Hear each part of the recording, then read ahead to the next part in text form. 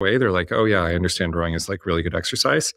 Do people like it is now the question. Before, the question was, rowing's a niche. How can you ever grow this company to be large?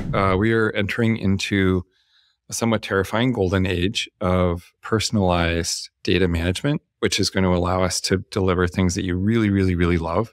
And basically, Hydrow can do what TikTok does, but in a healthy way. Those groups of people, although they are like sort of culturally conservative, there are some incredibly smart and talented people who come out of those schools. And it's an amazing ecosystem if you can break out of that conservative, like go slow mindset. Bruce, thanks for being part of this podcast. I'm really excited to do this together. I've been a really big fan of what you have built over the years with Hydrow.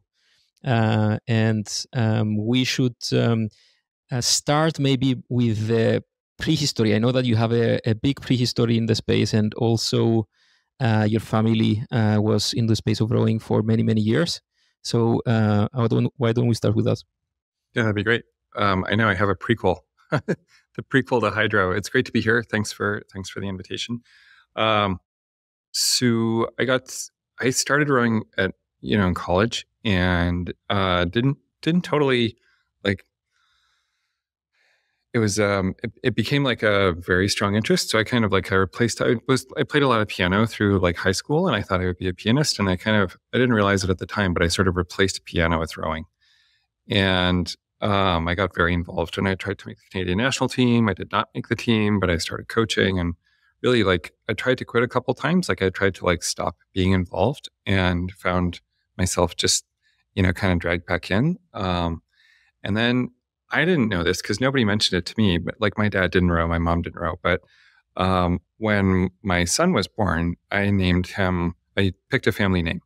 And then we did some research about his name, which is Ruddock, Ruddock. And it turns out that W.W. Ruddock, and you can look this up on the internet, is my like great uncle, I think. And he built, this is so weird, but he actually built rowing shells, and he is credited with introducing the sliding seat in the 1860s and 70s. And he lived in Cambridge, where I live now, in Massachusetts, which is just totally wild. But it is this, there is like a hint of destiny about how Hydrow got started. Like we were definitely going to do this thing. There's no question about it. And what was the first spark of the idea, would you say? Why did you want to start it? I was working at a rowing club. I worked at community rowing for 10 years. I was the executive director. And the first 3 or 4 years, we had moved into this amazing building, this $20 million project.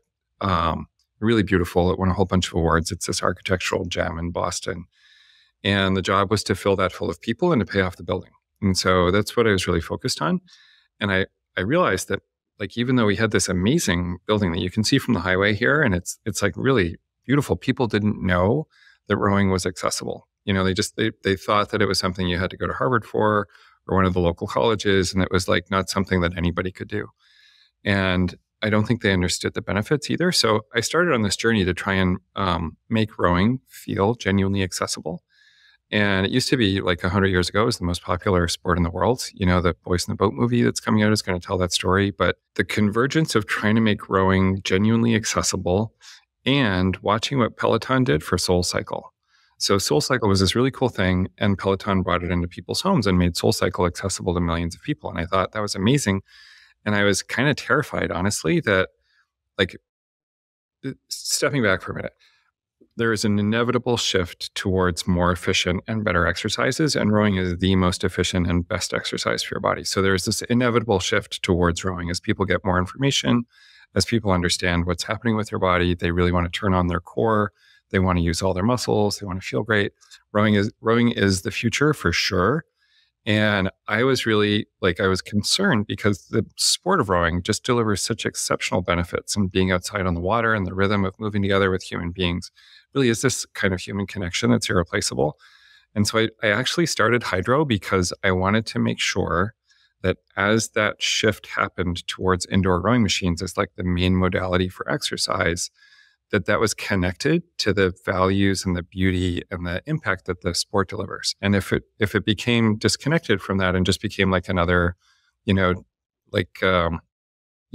class in your home with like pounding music and instructors yelling at you, like we would lose that connection.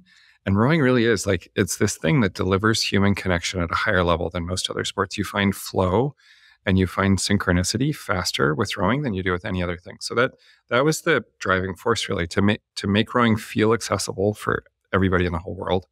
And then to deliver the benefits that you get when you're out on the water, moving with people and experiencing nature, to deliver at least part of that benefit to everybody around the world.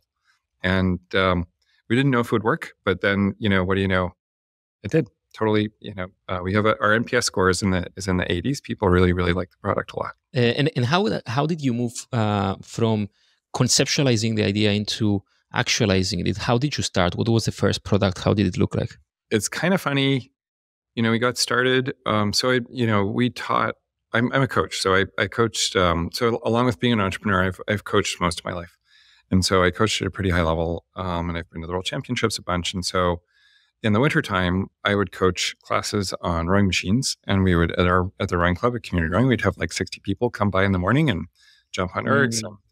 And it was so frustrating because they would never row together ever. Like you could not get the room to move together. Like people just, you could yell at them, you could count it out, but 4 strokes in, somebody would be off. And so we tried this experiment. One of the rowers that I worked with, actually, one of the people that I coached, I coerced him into going out on the water and filming a person in a single skull. And then I projected that person in the single skull doing a workout up onto a wall. And I put 10 people on ergs and I watched what happened. And I didn't say a word. And everybody immediately synchronized themselves and fell right in with the person on the screen. And so that was like the first test. And I thought that we could start Hydrow at Community Rowing, but the board there wisely said like, hey, this doesn't fit exactly with our nonprofit mission. You should go and start a new company.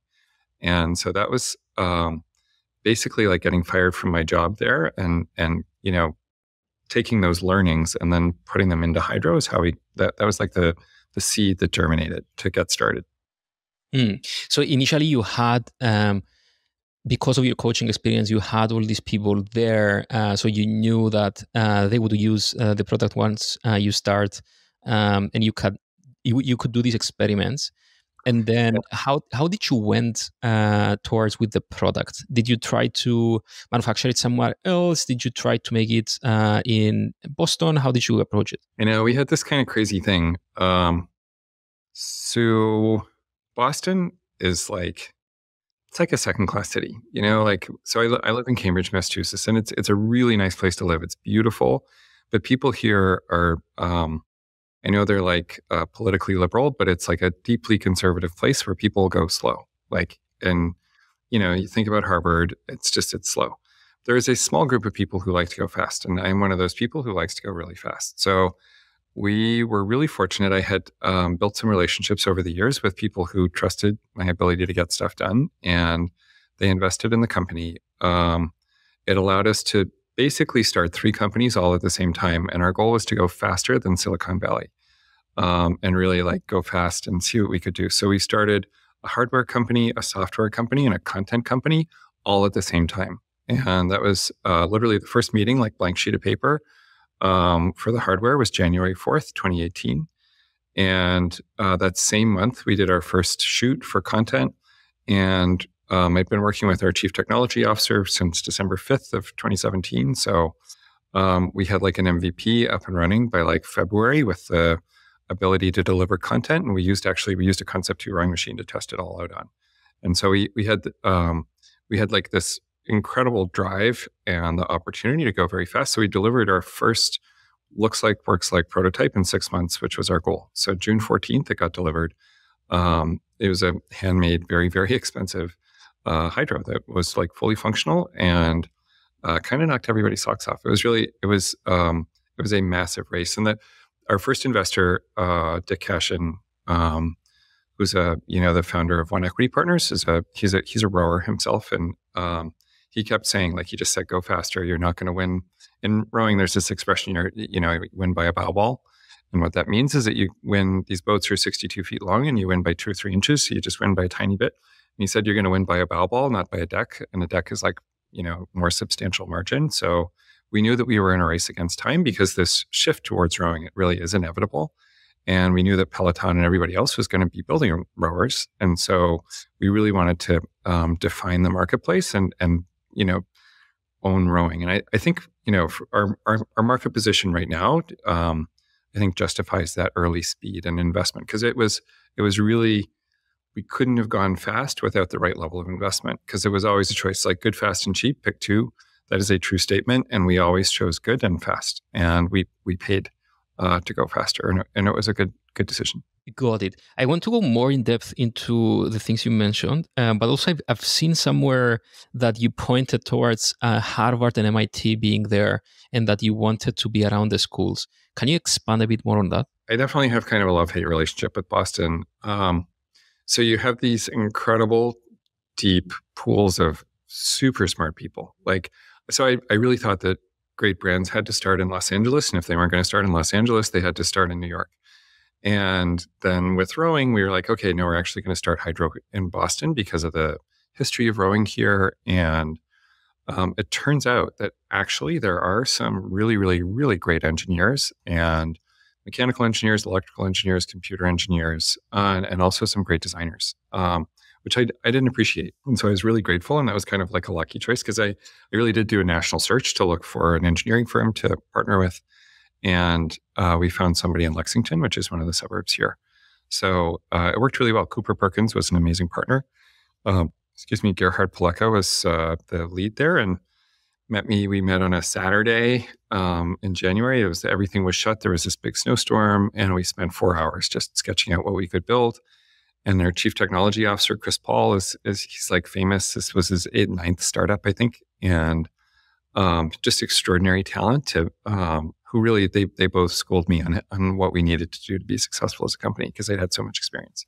So to answer your question, those groups of people, although they are like sort of culturally conservative, there are some incredibly smart and talented people who come out of those schools. And it's an amazing ecosystem if you can break out of that conservative, like go slow mindset.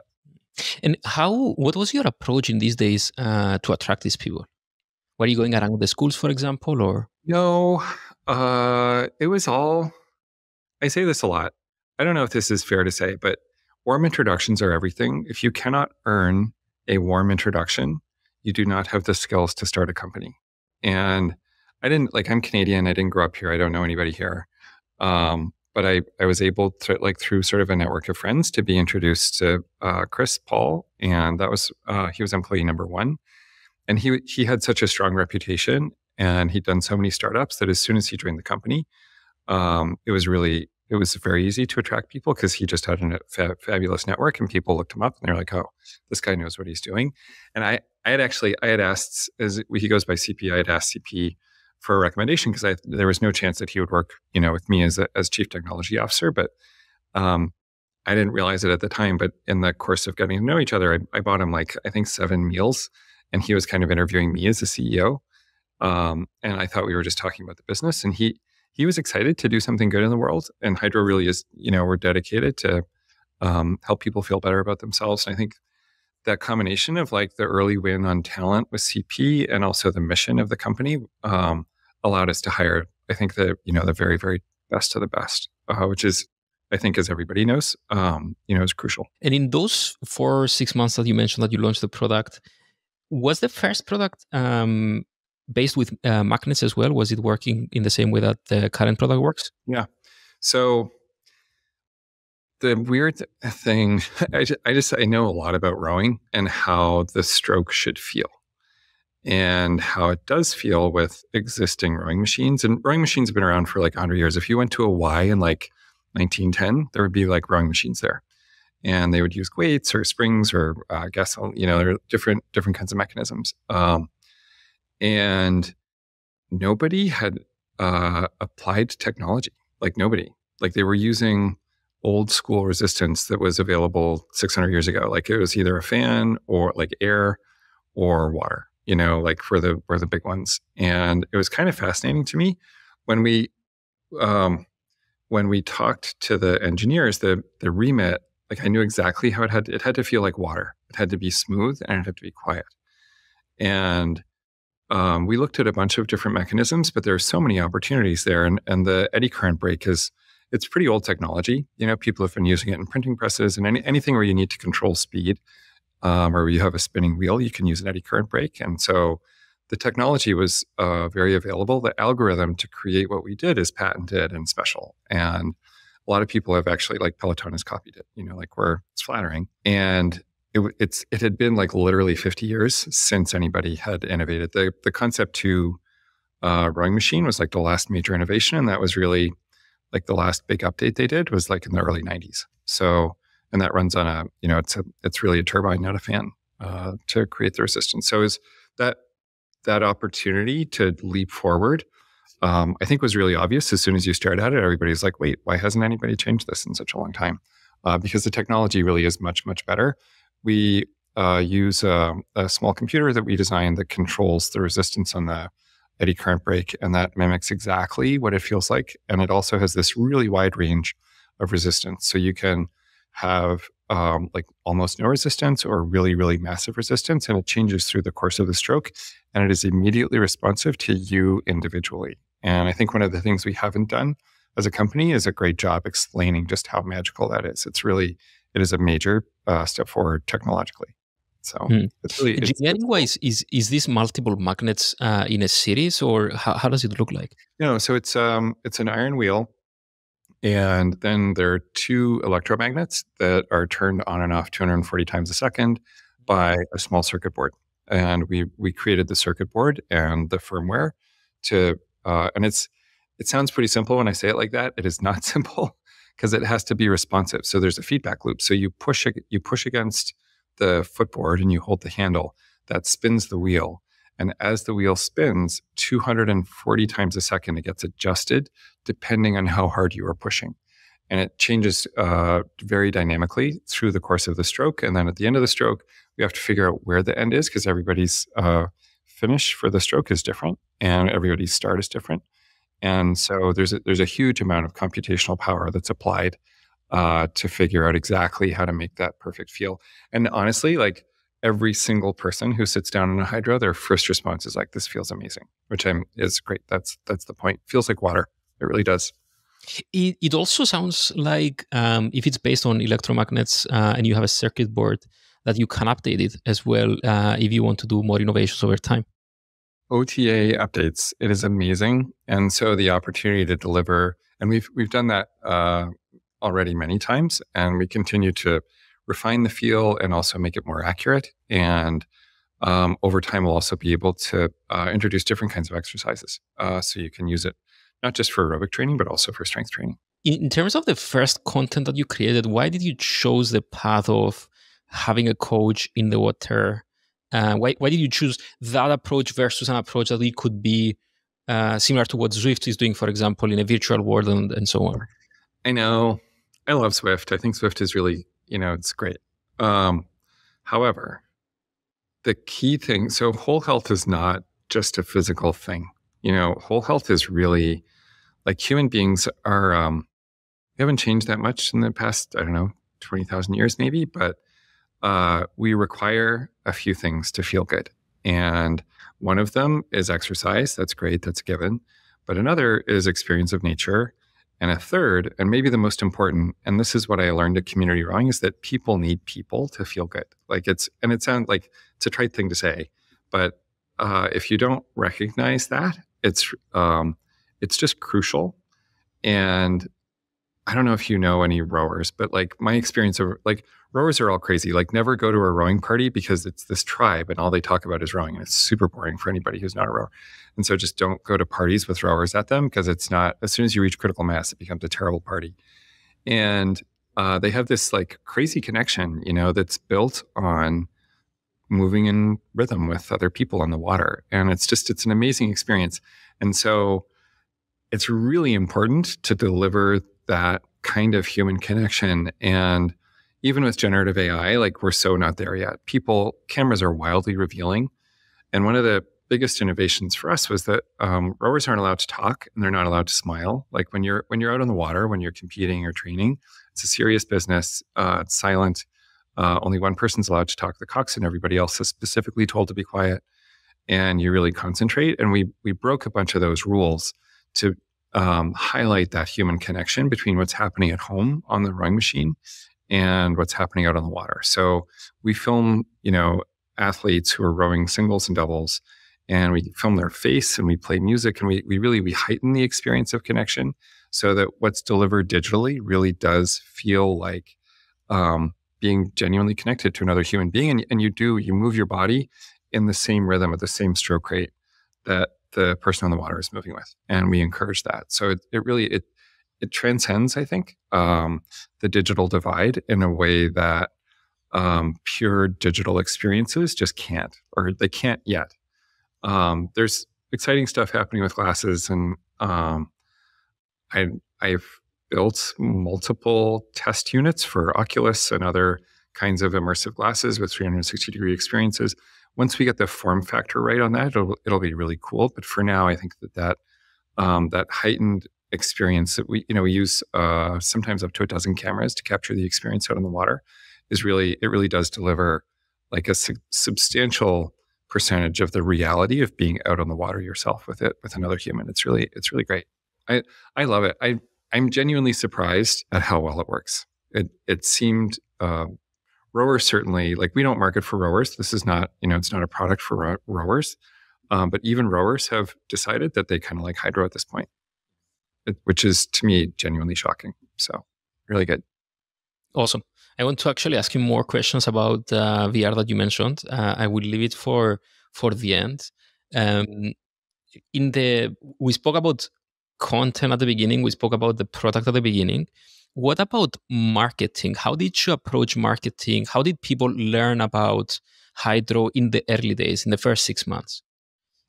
We used Indiegogo, and I was a little bit naive when I started the company about Kickstarter and Indiegogo. I thought that they were sort of, homegrown, like, that the shtick was real. What I didn't understand, which is so funny, looking back now, I'm like, oh, I was so naive. But it's just that it's a straight up marketing tool, and you invest, $200,000 or $300,000, and you get back $800,000 or $900,000, and it's just straight up advertising. And at that point, Facebook algorithms and Apple algorithms were still working pretty well. So we had a really successful Indiegogo campaign, and we measured ourselves against Peloton. So Peloton sold like 125 bikes or something in their Kickstarter. We used Indiegogo, and we sold close to 1,000 Hydrows. And so we were like, oh my God, this is amazing. This is fabulous. And it was a key decision point. And the coolest thing was that of those close to 1,000 Hydrows that were sold, fewer than 10% were purchased by rowers. And so we knew that this was a crossover product that could reach non-rowers. And that was a key test, because every single investor I talked to was like, well, rowing's a niche. There aren't very many rowers in the world.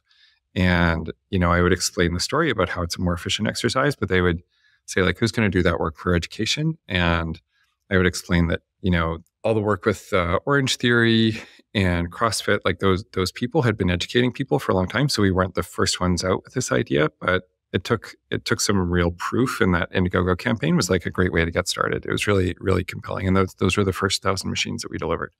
And it was a great way to seed the market. From those 1,000 that you had to create, did you have them, or did you figure the manufacturing after the fact? I know. No, Indiegogo has some good rules. So you can't market on Indiegogo until you have a working, works like prototype, which is wise, because I think it cuts down on fraud. So we had a prototype, but we had only built 6 when we launched the campaign, and then we came close to meeting our timeline. We delivered the first 100 off the line in January of 2019, which was exactly a year from when we started, which was the goal, to get a hardware product delivered in people's homes. And then I think we delivered the last Indiegogo unit by like August of that year. So the first 1,000 came off the line, and we went through this I was hell-bent on making sure that we got good reviews. And we manufactured in Taiwan. I spent quite a bit of time in Taiwan with the team, and we shipped them to Minnesota. This is not recommended. All the engineers were like, you're going to break more than you fix. But we took every single Hydrow out of the box. I hired rowers from the Minneapolis Rowing Club And we put rowers on the machines and we tested every single machine, made sure it was flawless, put it back in the box, disassembled it, put it back in the box, shipped it to people. So we got great reviews. And then we did that for the first 3,000 units, and we were able to establish really high quality because we used that information from Minneapolis and fed it right back into the line in Taiwan. So it was an expensive process. It cost like about $140 a unit extra, but it meant that we had just amazing reviews. As soon as we opened up our review site, the first 100 reviews that came in were all 5-star. It was worth the investment. And when you need to manufacture in Taiwan, how do you get to know people there? Did you get introductions or? It was kind of so I was, again, like friend of a friend introduced me to a guy named Steve Ward. Steve lives in St. Louis, and he has manufactured fitness equipment in Taiwan for his entire career. He used to work full-time for one of the big manufacturers, and now he works as a consultant. And I talked to him, and I didn't know him very well, and actually like met him in person for the first time on the way to Taiwan. And it was kind of like, here we are. I hope we get along. I hope you're a good person. He was great. He knows everybody over there. He spends a huge amount of time there and goes to everybody's weddings and funerals, and knows their grandchildren's names. And it's pretty, not a huge community, like it's pretty close knit. So our goal was to find a manufacturer who was not too big, not too small, who could handle the volumes that we needed, but for whom we would be a pretty important client. And we toured 6 factories that first trip, ate a lot of food, and shared a lot of drinks with the owners of the companies, and settled on SRS Great Fitness, who are a great first partner for us. And as soon as we were able, we diversified. So we have 2 manufacturing partners in Taiwan. But it was a really interesting process. They see people like me coming from a mile away, but with Steve as a guide, we were able to, I think, get through. I wouldn't have been able to do it by myself. You need somebody who has strong local knowledge. And the first manufacturing experience, like it was expensive, but it was very productive, super fast. We met our goals in terms of production, and then diversifying. Once we knew our way around Taiwan ourselves, having 2 manufacturers, although I do think that they all know each other, and they do, they all share acquaintances, at least, if not friendships. We were able to, through that competitive process, make sure that we were getting really good prices. And that was really successful as well. You mentioned that you saw 6 factories. How can you tell who are the really great ones? Do you see the product? It's a really good question. So this is what happens. So they're very eager for business, and they have a steady stream of people like me going through. They have a driver who comes and picks you up in usually a pretty nice van, like a Mercedes van or something. So you're staying at a hotel in some, pretty industrial town in Taiwan. And there are 2 or 3 manufacturing centers that focus on fitness, and they drive you to the factory.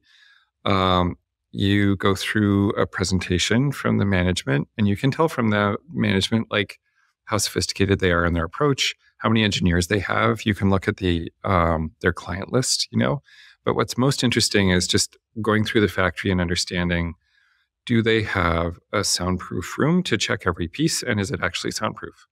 Like, because if it's not a soundproof room and they're doing their quality control without a soundproof room, then that they're not really serious about it. What is the engineering? So if they need some engineers to complete the drawings or to build the molds.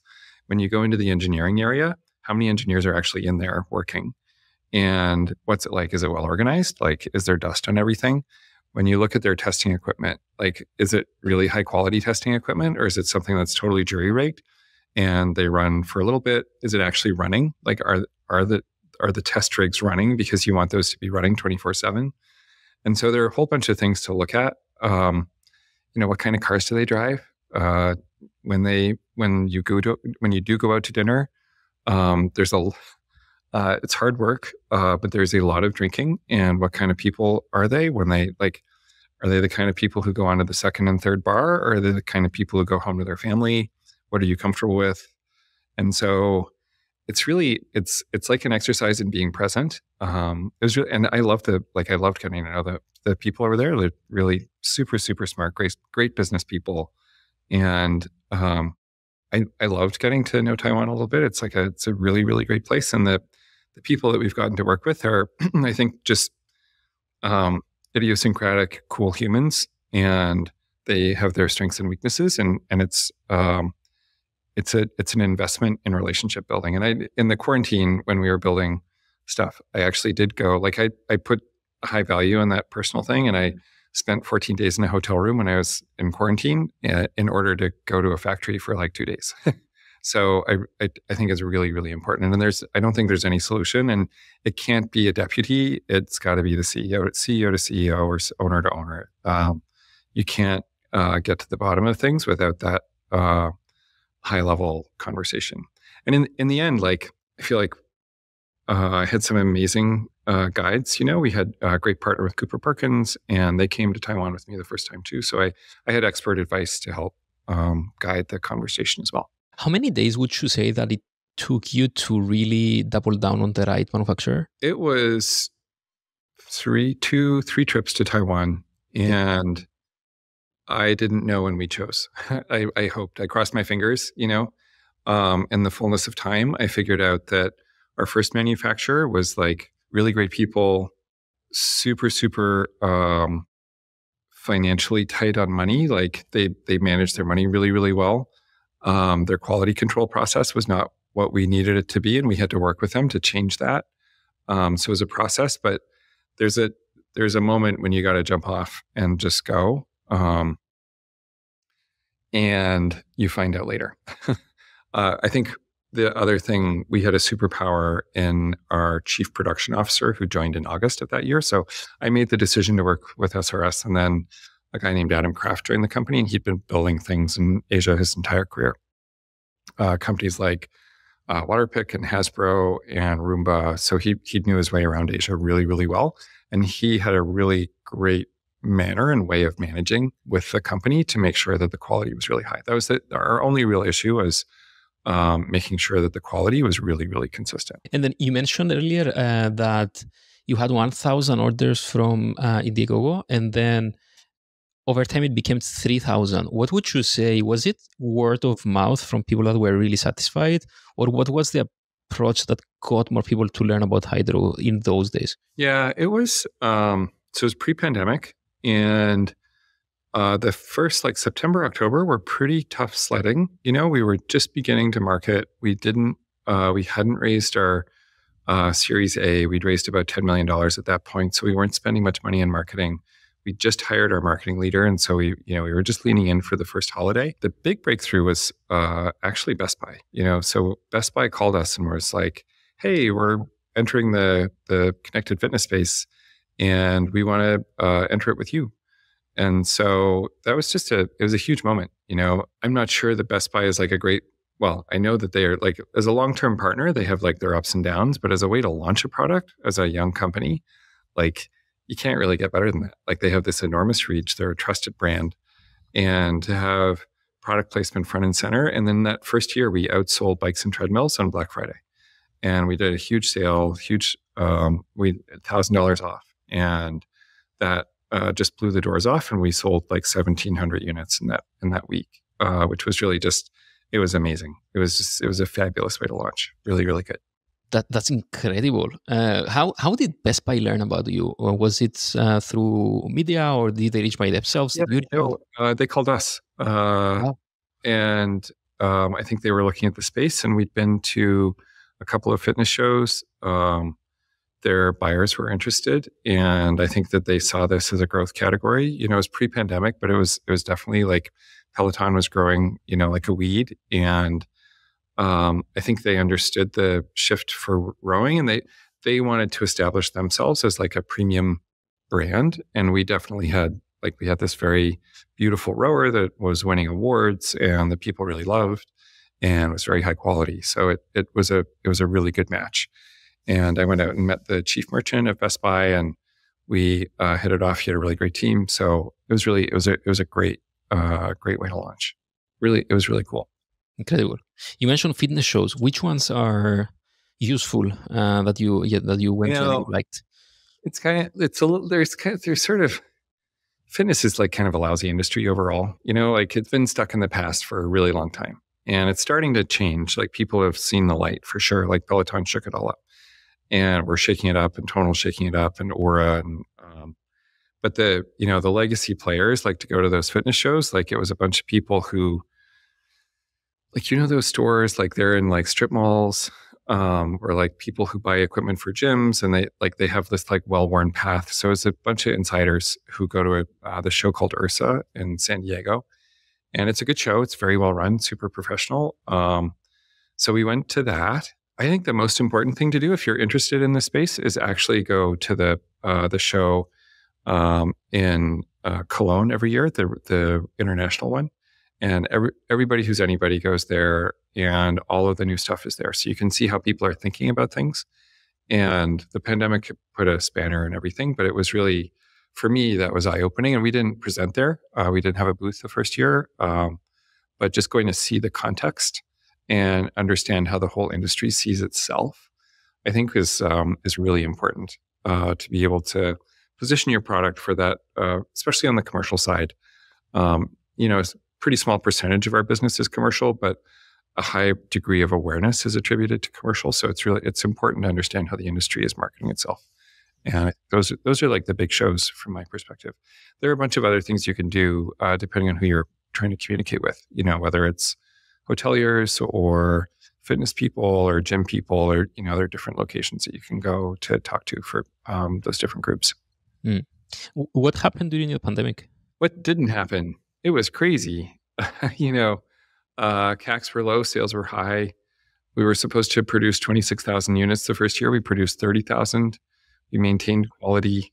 And it was just amazing. It was a wild ride. And then the next year we sold 60,000 units. So it was very, very extreme growth and very, very hard to manage. And we hired like crazy, and raised a huge amount of money and built a very large subscriber base. And I know the pandemic was incredibly hard on people, but we are so grateful that we were able to grow like that through the pandemic, because it's, there's been this huge pull forward of demand. And if we hadn't grown enough during the pandemic, we would be in a very tight spot now, because we know long-term market penetration is still not very high, especially for rowing. The whole world is shifting towards better exercise.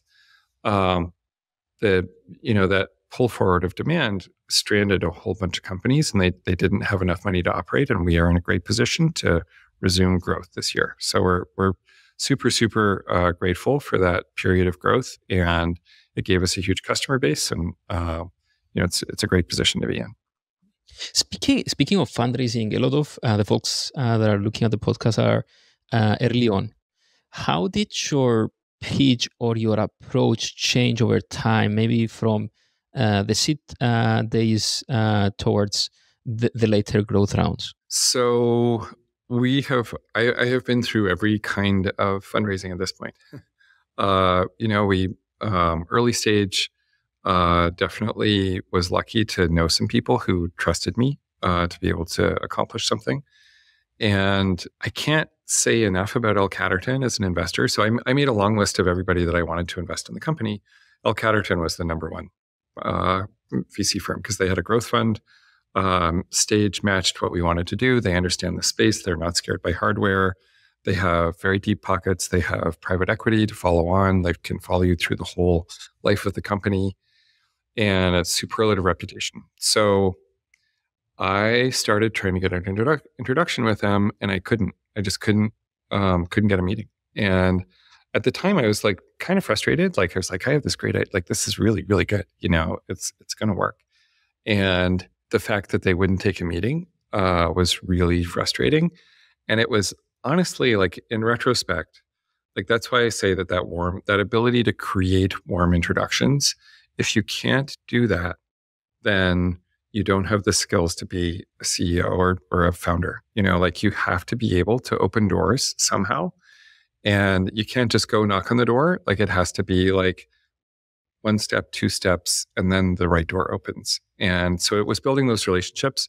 And the pitches, I would say the pitch has changed in that I don't have to spend a lot of time anymore explaining why rowing. Like, people get it right away. They're like, oh yeah, I understand rowing is like really good exercise. Do people like it is now the question. Before, the question was, rowing's a niche. How can you ever grow this company to be large?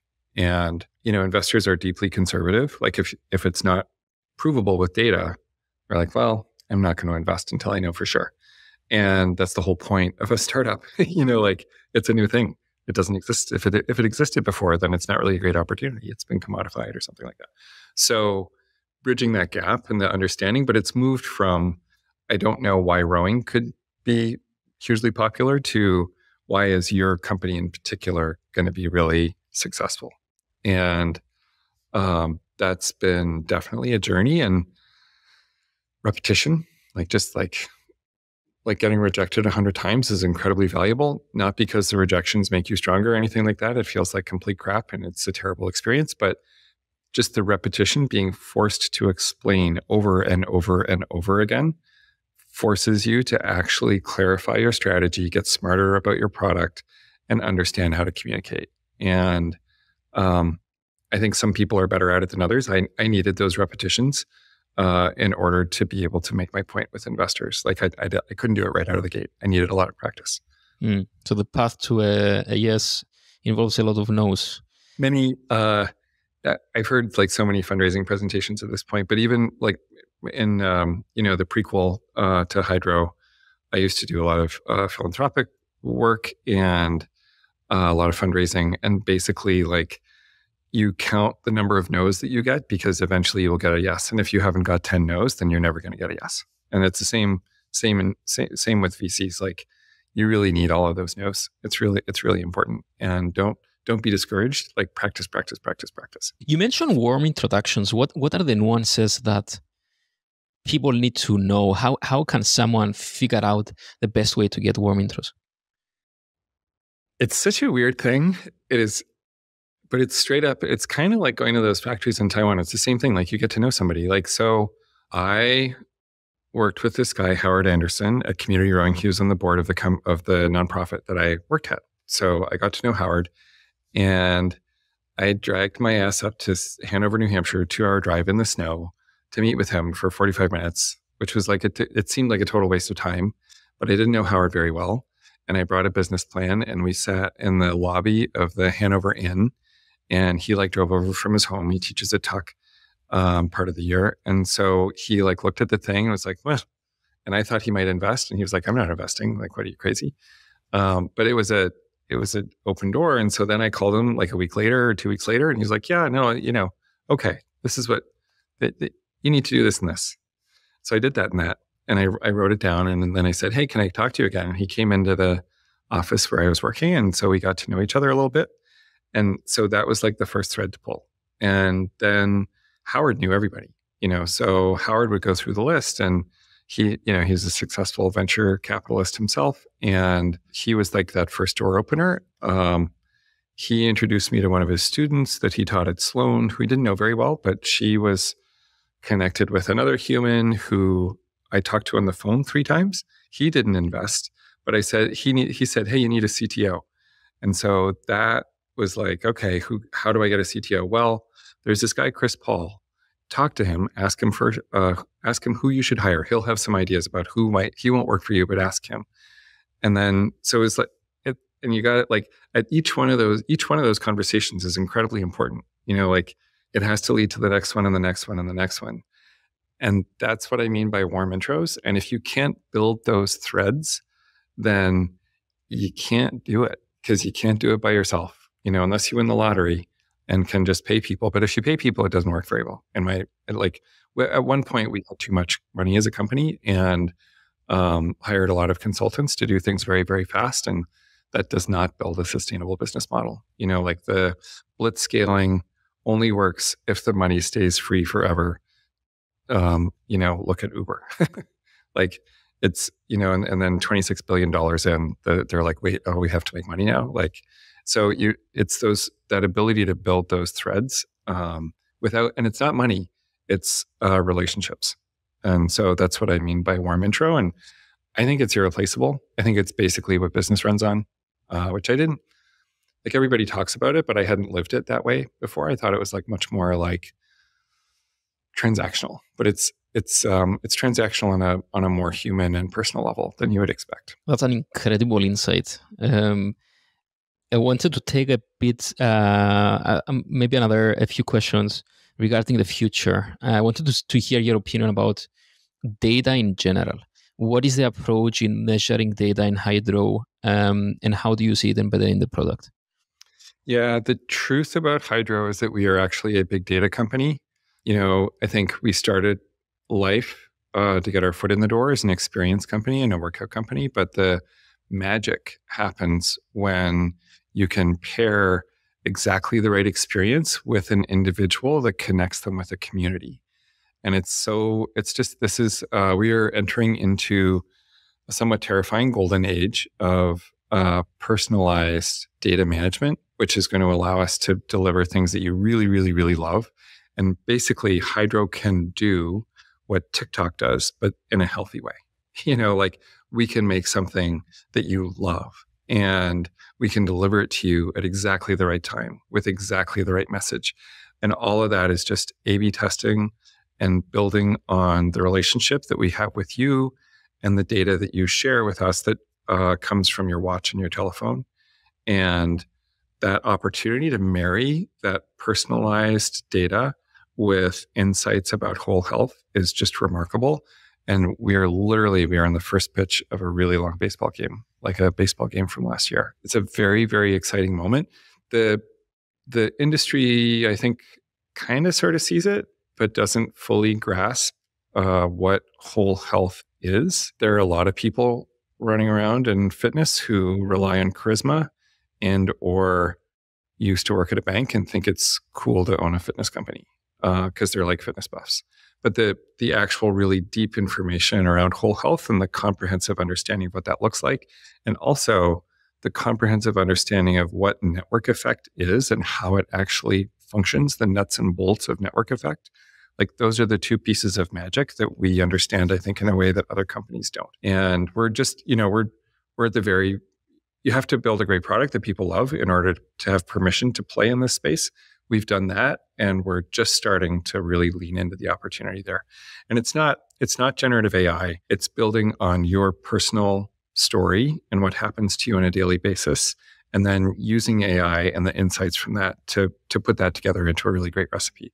There are many, many, many companies right now overpromising because they're like, if you miss so yeah, you can get a recommendation engine, but if it doesn't know about, say you had your watch thought that you had a good sleep, but you had a bad sleep, or you forgot to write down your second breakfast, or it didn't record that you had 4 glasses of scotch the night before and you feel like complete crap in the morning, or you didn't hydrate, you were running around all day and it was really hot and you didn't have salty food, so you feel like complete crap. Those small bits of information create this really large chasm in what the recommendation should be. So we're far from being able to actually deliver against it, but over the next 2-3 years, those are gaps that we are going to fill. And we'll be able to do it with a combination of, really big data sets, looking at digital twinning and tracking information that you choose to share, and a really deep understanding of what whole health is. How much of the data during the activity versus the data during your whole day would you be using? You have to use it all, because so I know all of this stuff. As a national team coach, I was dealing with athletes who would do anything, literally anything, to win. Anything. I would do anything to win. I would, except cheat. You can't cheat because then it's not winning. So anything within the rules: sleep, nutrition, mental state, emotional engagement, as important, if not more important than the workout. The workout is just one ingredient of many that goes into winning. And building that story required, I spent 40 or 50 hours a week on top of my regular job understanding the lives of 12 or 15 people. And you couldn't just show up at the boathouse and be like, hey, this is what we're doing today. Okay, see you tomorrow, or see you tonight for the second or third workout. That was just a tiny fraction. And all of the really great coaches that I know there was this Russian coach who coached me, and I'd come down to the boathouse and he would just stop me and look into my eyes before the workout. Then he would take my blood pressure, and then we'd go do the workout, and he would adjust from that.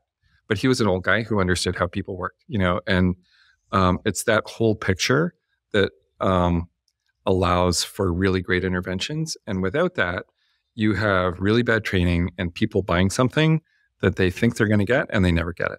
And so it's understanding that North Star and understanding what can be delivered, and then understanding the gaps.